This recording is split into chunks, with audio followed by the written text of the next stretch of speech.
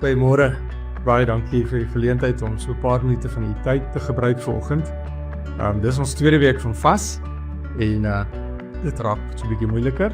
Die eerste week was dit nog nie, en dit was 'n aanpassing, maar in die tweede week is dit regtig gaan dit als oor vasbyt. Ons is in 'n seisoen by Duet gemeente wat ons fokus om God werklik te aanskou. Wat beteken ons dit regtig moeite doen om God te ervaring te beleef, sy naby te beleef, om tyd te maak, om regtig intiem te wees met God. En wat 'n beter tyd is daar nie juis as hierdie vastyd nie. Om werklik intentioneel tyd te maak, om jou wekker te stel en vroeër op te staan en werklik tyd saam met die Here te spandeer. Ek wil graag vanoggend 'n stukkie met julle deel wat ek ook met die personeel gedeel het. In Jeremia 17 vers 7 tot 9. Dit gaan goed met die mens wat sy vertroue in die Here stel, die mens vir wie die Here 'n veilige vesting is. So iemand is soos 'n boom wat by water geplant is en sy wortels na die stroom toe uitstoot. Nie die hitte voel as dit kom nie en altyd groen blare het. 'n Droë jaar raak hom nie en hy hou nie op om vrugte te dra nie. Ek wil so 'n oomblik stil staan by vers 7. Dit gaan goed met die mens wat sy vertroue in die Here stel, die mens vir wie die Here 'n veilige vesting is. Ander vertalings verwys ook na 'n plek waar ek hoop kry. Nou my vraag vanoggend vir jou, is God jou veilige vesting? En daar moet ons net so 'n bietjie stil staan en dink, wat beteken veilig? Wanneer voel jy veilig? En dis tog wanneer jy wanneer daar respek is, wanneer jy voel jy word waardeer, wanneer jy voel daar word vir jou geluister, wanneer daar begrip is, wanneer daar omgee en liefde is, waar jy geborge voel, waar daar wat mense jou waarde is toch waar jy veilig voel. En my vraag is werklik vanoggend, is God jou veilige vesting?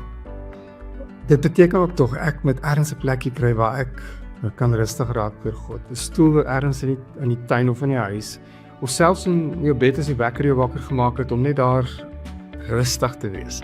En amper, ek wil sê, jy moet ervaar is jou veilige vesting, jou tyd saam met die Here.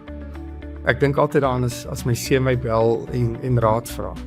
Dan probeer ek gou alles hier om my los, want ek wil tyd saam met my seun spandeer. Hy het my nodig. Of as my dogter my vra, het ek nie tyd vir koffie nie, dan kyk ek gou my dagboek, waar kan ek rondskyf en verander. En sy wil graag saam met haar pa koffie drink.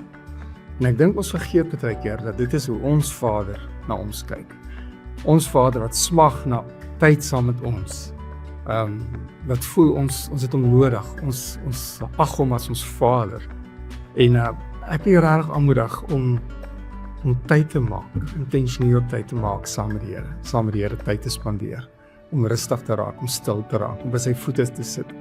En dit beteken ook dat ek kom nie so met 'n lysie goed wat ek wil vra nie. Dit is 'n tyd van rustig wees saam met die Here, sy hartklop hoor, sy stem hoor, en tog met hom te deel. Jy kan jou bekommernisse en jou vrese en jou blydskap met hom deel, sonder om altyd net te vra. Maar dit vra tyd. En dit is regtig my gebed, dat jy hierdie tyd gaan tyd maak. As ons kyk na vers 8, wat daar staan, so iemand is soos 'n boom wat by water geplant is, en sy wortels na die stroom toe uitstoot. Nie die hitte voel as dit kom en altyd groen blare het.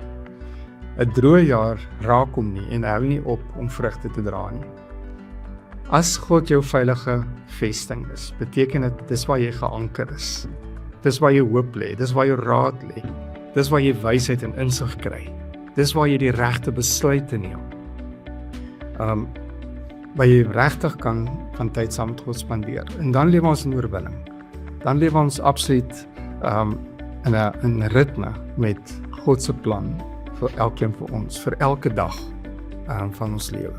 So mag hierdie vastyd regtig vir jou so tyd wees, waar God jou veilige vesting word, elke dag meer en meer.